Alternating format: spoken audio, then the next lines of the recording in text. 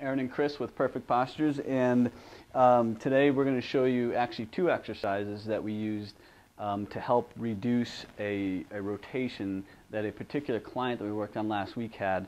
And just to recap, this particular person, she had a rotation in her pelvis left to right, so that means that the left side of her pelvis was actually forward of her right side.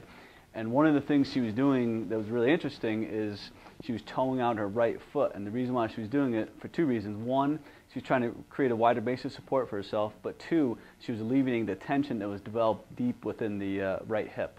So Chris has a block here between his feet. You could use a pillow, a ball, a yoga block, even a small foam roller. So Chris is holding that block. All he's going to do is curl his feet up toward his buttocks, and then he's going to lower down to the floor. And then he's going to curl back up again, and he's going to lower. Now what's happening here, you're holding tension, but as you curl up, the pelvis is going to roll forward, so that creates some arch in the low back. And then we're obviously getting the hamstrings to engage, which will help alleviate the tension that develops in the front portion of the hips and the quads. So you're going to do that 10 times. You're going to take a little break. You're going to do a series of 3 sets of 10 repetitions. Now the next exercise, and make sure you do it in this sequence. Chris is going to hold the same block, bring it up to 90 degrees. So right about there is at 90.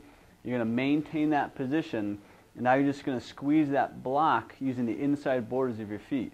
Now when you squeeze using the inside borders of your feet, even though you're squeezing with the feet, what's going to happen is that's going to transfer up into the hips and the glutes, real deep glute muscle activation. So this is a strengthening exercise. The first one was more of a release. Now we're using this to set the pelvis and hips into place.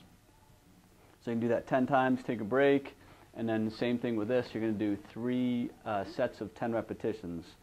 So give that a shot, and like I said in the first Ask Aaron question, if you want anything in particular for us to answer, let us know and we'll get on it.